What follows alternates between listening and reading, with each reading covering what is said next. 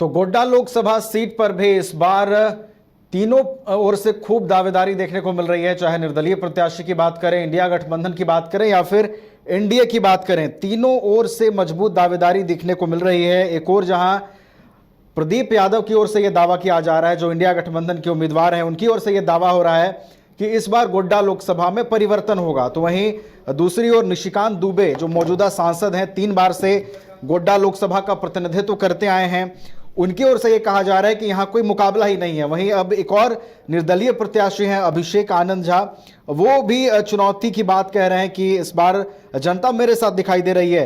यहां पर पूरा समीकरण क्या है, किस तरीके से सियासी गणित यहां पर बनता दिखाई दे रहा है, इसको हम समझेंगे। हमारे साथ देवघर से संवाददाता बबलू जुड़े हुए हैं। बबलू का रुख कर लेते हैं।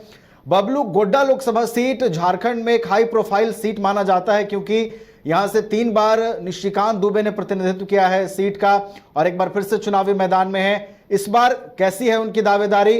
प्रदीप यादव कितना चुनौती दे रहे हैं उनको?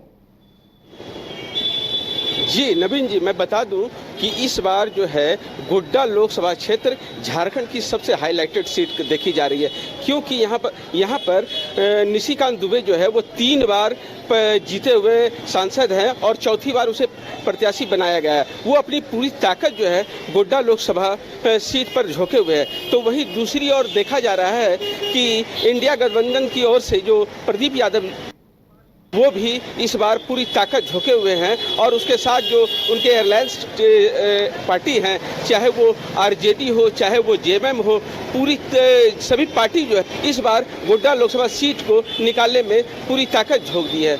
लेकिन इन दोनों के बीच अगर देखा जाए तो एक प्रत्याशी निर्दलीय है, जो संयुक्त बिहार के प्रपौत्र पंडित विनोदानंद झा के प्रपौत्र जो अभिषेक आनंद झा है, वो इस मैदान में आके अगर कहा जाए तो खेल जो है और रोमांचित कर दिया गया है, क्योंकि इन्हें भी लोग जो है काफ़ी इनको भी पसंद कर रहे हैं, क्योंकि इन्होंने कहा है कि इनके जो परदादा जी थे पंडित विनोदानंद झा, वो गोड्डा से ही विधायक भी रहे थे और इस बार जब वो गोड्डा गए तो वहाँ के लोग ने इन्हें पूरी समर्थन देने का वो आश्वासन दिए हैं। तो वहीं देवघर में अगर देखा जाए तो पूरे तीर्थ पुरोहित समाज जो है, पंडित समाज जो है, वो एक मतलब रविवार को वो मीटिंग करके पूरी समाज अभिषेक आनंद झा के पक्ष में है।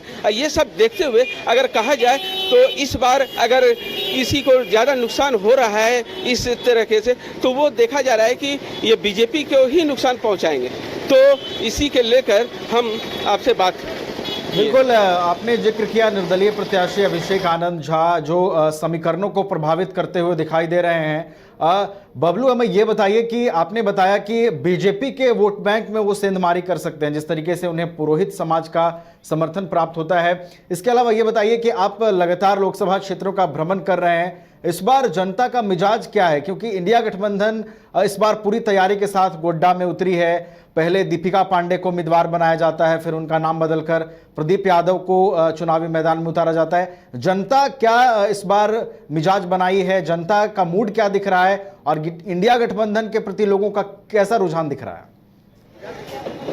इस बार अगर देखा जाए तो सबसे पहले इंडिया गठबंधन की ओर से दीपिका सिंह पांडे जो है मैदान में इनको दिया गया था टिकट, लेकिन जब यहाँ की जो समीकरण देखा गया तो उन्हें उससे टिकट लेके प्रदीप यादव को दिया गया, क्योंकि यहाँ पर जो है उनसे ज़्यादा प्रदीप यादव अगर सक्षम है तो इसीलिए उसको टिकट दिया गया। और अगर जनता की मूड की बात करें तो अभी ये कहना मुश्किल होगा कि जनता तो कुछ अगर जनता पक्ष में है तो कुछ विपक्ष में भी दिखाई दे रही है। इसीलिए अभी और अभिषेक आनंद के आने से यहाँ का जो मतदान है, यहाँ के जो चुनाव है, बहुत प्रभावित हुए हैं और ये कहना मुश्किल होगा कि इस बार जो जनता है किस ओर अपना पासा पलटेगी।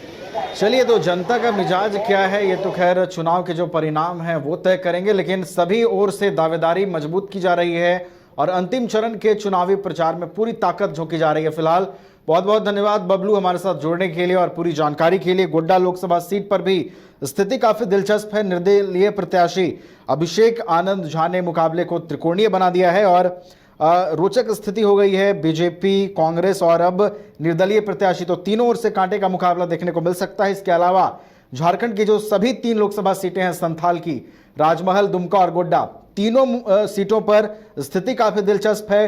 उम्मीदवारों की दावेदारी काफी मजबूत है और चुनावी प्रचार में दोनों ओर से ताल ठोका जा रहा है।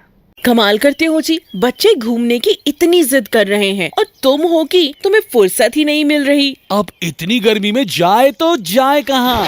इस गर्मी में मस्ती और फन का आ गया है परफेक्ट डेस्टिनेशन, वाइल्ड वादी, जहाँ है water park, bird park, flower park, trampoline park, amusement park, 250 feet लंबा, जिप लाइन और क्रिकेट स्टिमुलेशन का खूबसूरत नजारा। वाइल्ड वादी, 10 माइल चौक, रांची। वाइल्ड वादी यानी अनलिमिटेड फन और अनलिमिटेड मस्ती। 26 वर्षों में 17,000 से अधिक डॉक्टर बना चुका बिहार एवं झारखंड के छात्रों के बीच विश्वसनीय संस्थान गोल